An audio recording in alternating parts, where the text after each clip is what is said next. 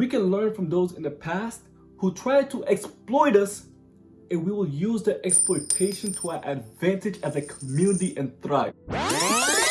Over some time, I've come to the realization that despite how much money we pour into our POC and minority communities, or how much charity we distribute in our communities, it will never compare to the value of trust, unity, and selflessness, which are all truly lacking in our communities. And I'm only sharing this information because I hope someone will be inspired to take heed and make a difference. But let's take the fact that many of our minority communities have the capabilities to give hundreds of thousands in charity per year, if not millions. Now hear me out before I get too deep into this. According to a study, people of color have higher levels of charitable giving. And according to a much later study, nearly 2/3 of Black households make charitable donations worth a total of about $11 billion a year. This is amazing, and may God bless everyone who gives charity. But for this particular video, by giving charity in such a way, we are creating short-term solutions. Those hundreds of thousands of dollars will deplete sooner or later. In some cases, the short-term solution is needed because the current situation at hand does not have the time to wait. For example, if someone got laid off with 4 children and rent is due next week. But in other cases where financial restraints are met, long-term solutions is what will alleviate the strains in our communities and keep us thriving, at the very least, surviving. And so, when I mention long-term solutions, let's stop throwing money at the solution. You know, there's a famous saying, money can't raise your kids. And it's true. Our communities have the money. We give away hundreds of thousands every year, but what if we need to give more? What if more support is needed? What if there are more mouths to be fed? What if another pandemic arises and many more families lose their sources of income and our communities fall victim? I don't know about you, but I'm not satisfied with the current circumstances that our minority communities are facing right now. But what we will not do is sit here and complain and do nothing. We will make change and prepare so that the generations 20 years, 50 years, even 100 years from now will not have to bear the same problems when a similar situation arises in the future. And so, this is where group economics and factions come in.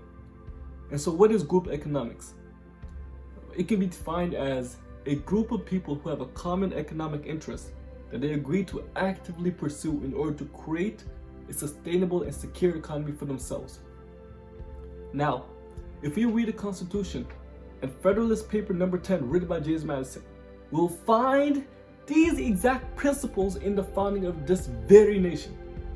For example, one reason why colonists came together to settle in America was to practice their religion without persecution from England. Now, when the Constitution was made, it was not made with the intent for people who look like me to thrive and succeed. Minority communities like mine have been exploited for years and still to this day in some shape or form. However, the point I want to make is, with the principles of group economics and factions, we must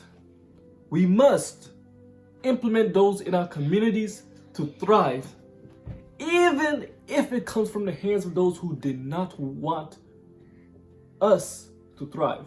You know, they say, your teacher, your best teacher is your enemy.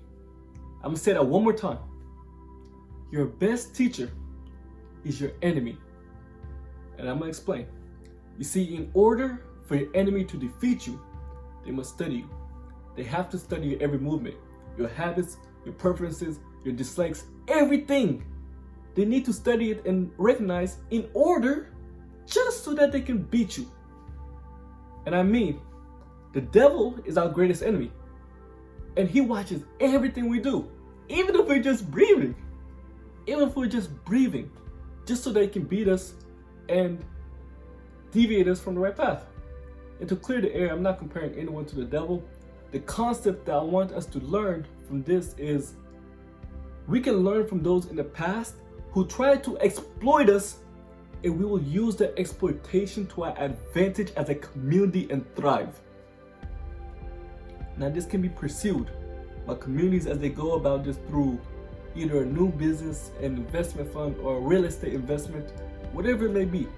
For example, you can hire incarcerated and immigrant members of your community so that they can get a fresh and gentle start, especially when you're dealing with language barriers, social barriers, still getting used to society.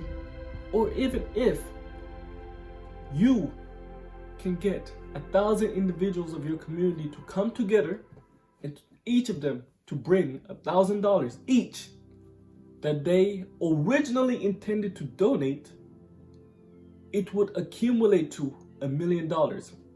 With that, a community, now I'm talking about community because everybody came individually, or everybody came $1,000, but as a community, you guys have $1 million.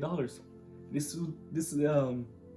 is an African proverb that says, if you want to be great, go alone, and if you want to go four, go together. It's something along those lines. I don't have a word for word, but the concept is there. Now with that, a community could purchase a building with many business offices, or even a mansion or many homes, and rent it out. Over time, over some years, all 1,000 members of that community would have a share in home ownership and have generated over that $1,000 deposit that they had intended on donating, and even more coming every single month. And so now they are all capable of even giving more than $1,000, and even the extra can be used to help alleviate other issues in their livelihoods and within the community. However your community chooses to go about this, we must come back to the important points I made in the beginning. These are very important. Trust in our communities. It is essential that we have leaders who we can trust to lead us to our common goal and to maintain the trust of the people. We must also trust one another and work with integrity and transparency. You know, if Moses wasn't a trusty leader and the children of Israel did not trust him, it would have been much harder for them to mobilize in order to cross the sea from the grasp of Pharaoh. Second is unity. The more the merrier, the more the stronger. We must have a common goal. From a global standpoint, for example, if a nation is struggling to provide feminine hygiene products, a community would work to create a menstrual production factory for domestic production, and with this they can stimulate the economy with employment so that other individuals within that community may also have the means to purchase such necessities. In that sense, we need to be connected by a common goal. Thirdly is selflessness, and this is the most important. Selflessness. We have to be humble and realize the hard truth that our money acquired in this life will not be with us forever. It's the reality. So as much as we are focused on providing our own, let us open our hearts and desire to help each other provide for their own, because success in its true nature is more than yourself. Now the question arises, how do we form stronger communities? Well, that starts from forming strong families and implementing values and principles. But before that, to have strong families, we need to get rid of generational curses and form stronger relationships and stronger marriages. But to even get to that point, we need to work on ourselves individually to become better men and women. It starts with you. You have the power to create strong families and strong communities. And if we can come to the point where we form strong communities in Ohio, in Texas, in Philly, in New York, in California, you know, we're no longer creating a community, but rather we're creating a movement. We're creating change. And this is how we are going to make a difference. This is how we're going to change the statistics.